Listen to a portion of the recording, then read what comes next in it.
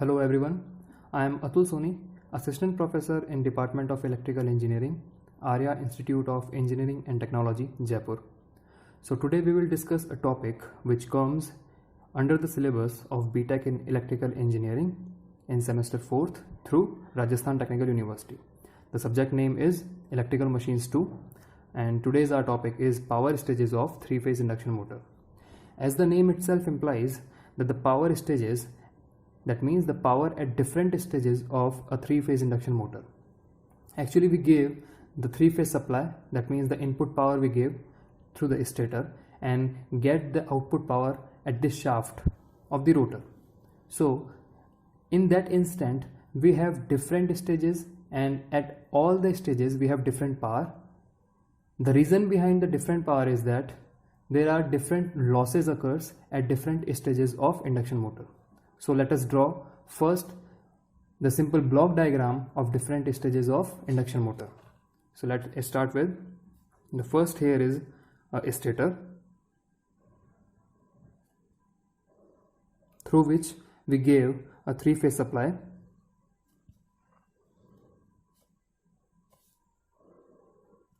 We gave the three-phase supply here.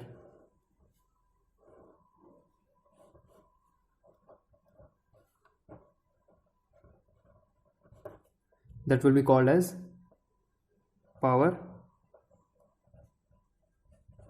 input, and this is the stator. Here we know that the stator is having uniformly distributed three-phase winding in it, and as the supply is given, the current is flowing through the winding and resultantly a magnetic field is producing in the air gap. That is rotating. That's why it's called as rotating magnetic field, and that rotating magnetic field rotates at a speed of ns. That rotating magnetic field rotates at a speed of ns, which is called as synchronous speed, and a constant magnitude of 1.5 times of phi m. That phi m is maximum flux of individual fluxes or individual phases. Now as the RMF is rotating at a speed of ns in the air gap, here we have the rotor.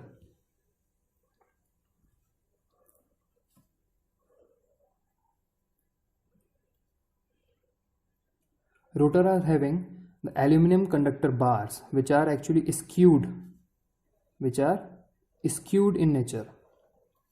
The reason behind it is to avoid the magnetic coupling between the stator and rotor poles. So this is our rotor, and as the RMF cuts the stationary rotor conductors and EMF is induced in the rotor, and rotor experiences some force that's called as the torque, and it rotates at a speed of n, which is actually less than the synchronous speed.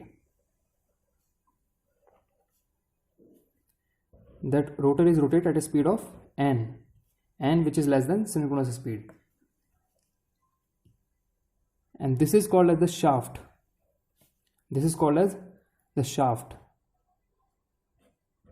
Here it is, through which the magnetic or mechanical loading is applied.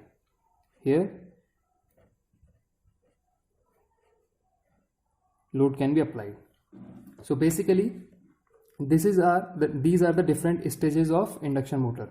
Now let's talk about the losses at all the individual stages. So let's first start with the stator. Here we have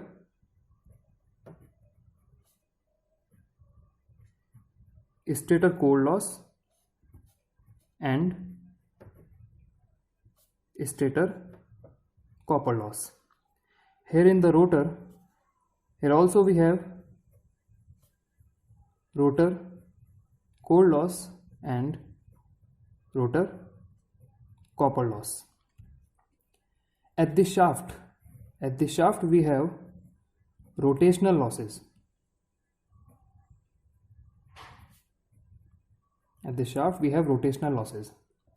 Now if we talk about the power at different stages, so at the starting we have power input, which is also called as stator input power. Okay, after the stator input power, these losses are subtracted from the stator input, and then we have, at this point of time, we have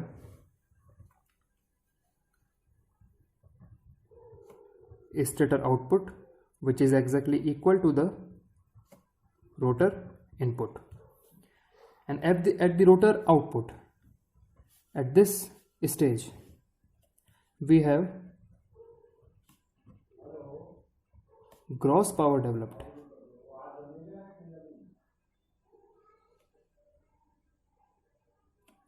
which is implies at PG, and the gross torque,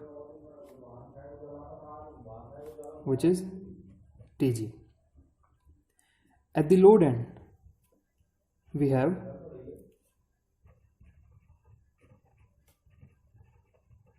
shaft power, which can be named as PSH, and the shaft torque, TSH. Okay. Now, if we collectively write all the losses occurs in the three-phase induction motor, then they are stator core loss, stator copper loss, rotor core loss, rotor copper loss, and rotational losses. Rotational losses are nothing but the frictional and windage losses. So, if the entire losses in the induction motor can be classified into two parts. Basically, first one is constant losses and the second one is variable losses. The constant losses do not vary with the load actually, and the variable losses do vary with the load. So in the constant losses we have stator core loss and rotational losses, and in variable loss we have stator copper loss and rotor copper loss. Now if we see here that all these losses are characterized in two parts, constant and variable losses, but only one loss is not considered in both the parts, which is rotor core loss. Why so? Because rotor core loss is negligible. We can understand it by, since we know that the rotor frequency is slip times of supply frequency. For example, if the slip is 2% and the supply frequency is 50 Hz, then rotor frequency will be 0.02 into 50. That means it will be 1 Hz. That means the rotor frequency will be very, very less. Therefore, the rotor core losses, which depends on the frequency, will be very less. Therefore, we can say that it is negligible. Now, to conclude the different stages, we can say that the electrical input to stator minus stator losses, that will be rotor input. Okay, and the next, rotor input minus rotor output, which is actually rotor copper loss. In short, we can write it as RCL. Okay, so now the rotor output minus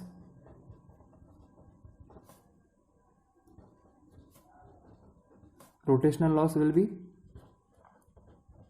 our power output or shaft power, we can say it. So the efficiency of induction motor will be shaft power divided by electrical power input to our stator. That means efficiency will be PSH upon PSH plus all the losses. Okay, this is very important. Now, to solve some numerical problems, we need to have some formulas. We say it as a power relation. So now we will discuss about the power relations.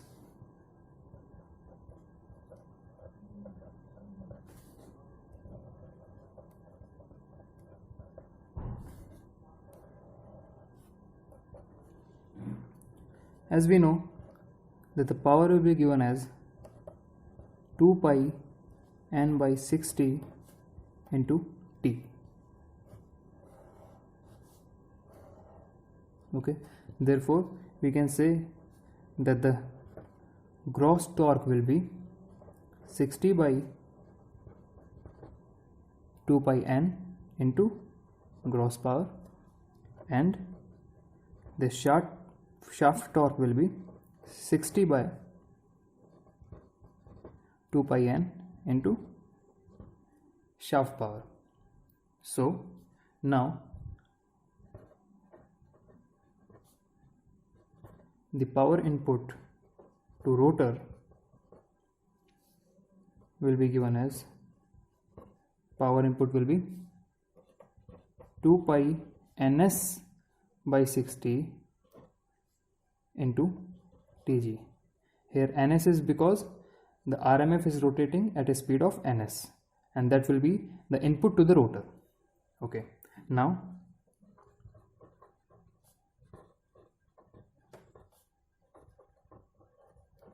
the gross power developed Pg will be given as 2 pi n by 60 into Tg. That means here we use the n because the rotor output, the shaft is rotating, that means the rotor is rotating at a speed of n, not ns. Okay, now we'll have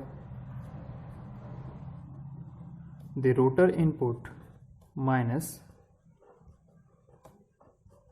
rotor output, that will be given as rotor copper loss. So we can use these two formulas here. That means P input minus Pg is equal to RCL. So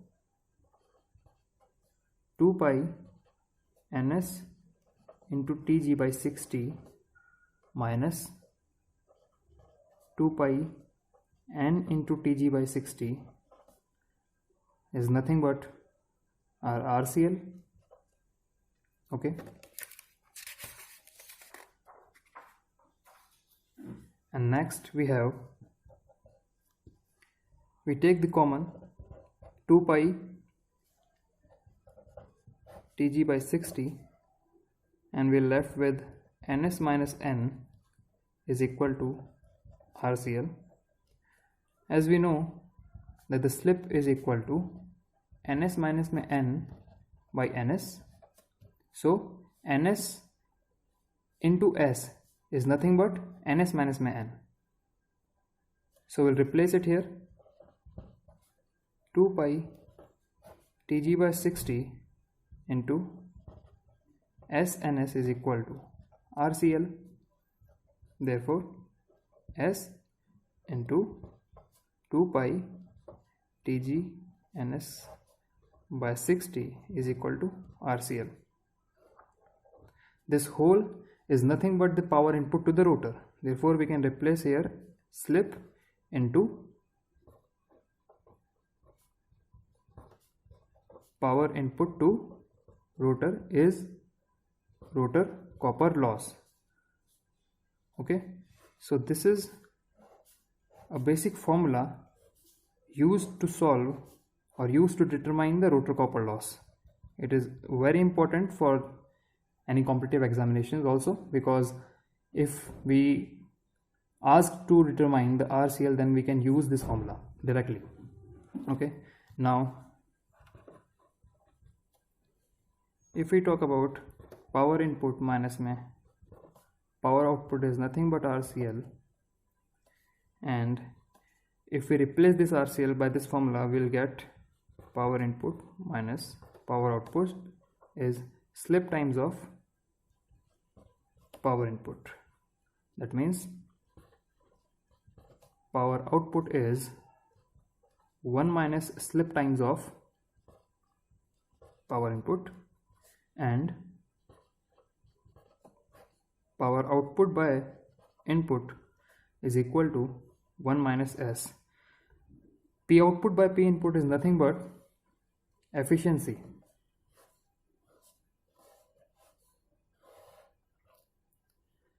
this is actually the efficiency of rotor. Is the efficiency of rotor. If the rotational losses are 0, then this will be our overall efficiency. That means then this will be our total efficiency. But if our rotational losses are not 0, then this will be only the efficiency of rotor. Okay.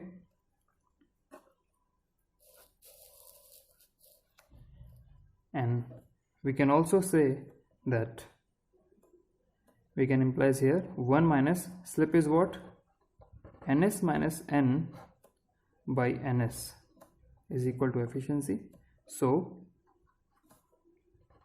ns minus ns plus n by ns is equal to efficiency. Therefore we get the efficiency is n by ns. This is also very important for the numerical purpose. Now we'll take an example to clear picture of all these formulas. So here is our question. As the question says, a 8-pole 3-phase 50 Hz induction motor is running at a speed of 710 rpm with an input power of 35 kilowatt. Input power is 35 kilowatt.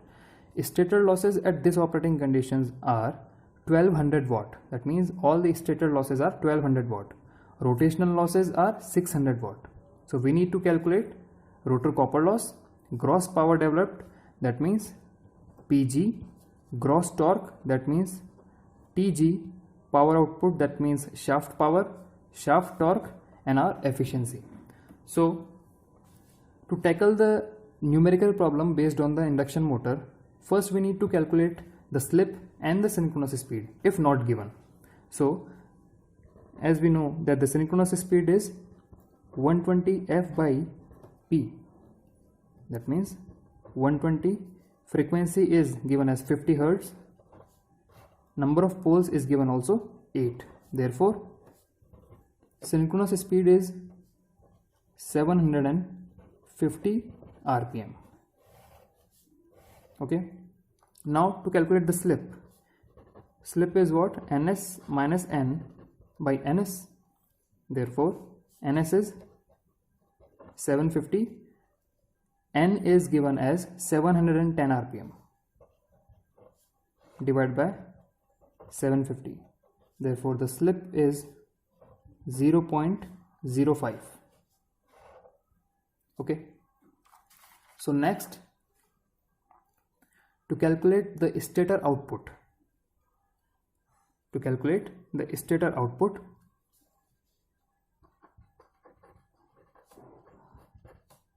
stator output is what? Stator input minus stator losses. That means stator input is what? 35 kilowatt. That means 35 kilowatt minus stator losses. All the stator losses are 1200 watts. So that will be 33.8 kilowatt or 33,800 watts. Okay. So now the rotor input. Rotor input is nothing but the stator output. That means rotor input is same 33,800 watts. And now we need to calculate the first question of ours, which is rotor copper loss. So RCL is what? RCL is slip times of rotor input. So slip is what? 0.05 and the rotor input is 33,800. That means RCL is 1801.54. These are answer to the first question. Okay. here. Now for the next we have rotor output. Now to calculate the rotor output is what? Rotor input minus my rotor copper loss. That means what is rotor input? Rotor input is 33,800 watt minus rotor copper loss is 1801.54, which is nearly about 32,000 watts. That rotor output is nothing but what? Gross power developed. So we'll get our second answer. The gross power developed is also calculated. Now to calculate the shaft torque, or we can say that the power output. So power output can be calculated as rotor output minus rotational losses, that will be shaft torque or power output. Okay, so shaft torque is rotor output. Rotor output is what? 32,000 minus rotational loss is given as per the question is 600 watts. Therefore the shaft power will be 31.4 kilowatt or 31,400 watts.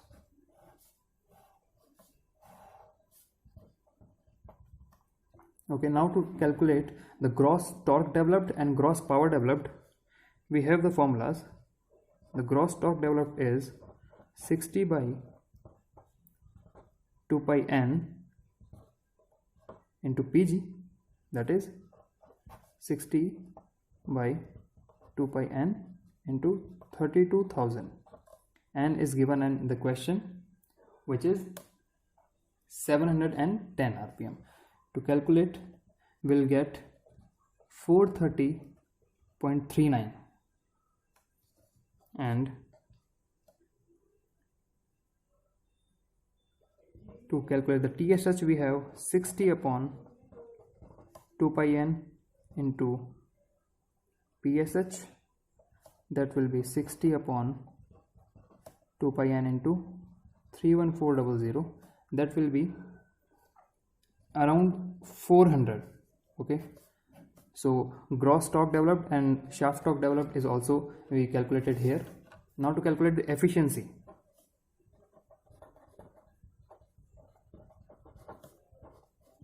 Efficiency is what? Output at shaft, that means the shaft power divided by electrical input to the shaft, that is the shaft power is 31400 divided by electrical power input is what? 35 kilowatt. Okay, so efficiency will be 89.71%. The efficiency of this three-phase induction motor is given as 89.71%. Okay, so now by this we know about the power stages of three-phase induction motor at different stages, the different power and different losses, and through a numerical problem we sorted out all the formulas we derived here. So thank you so much.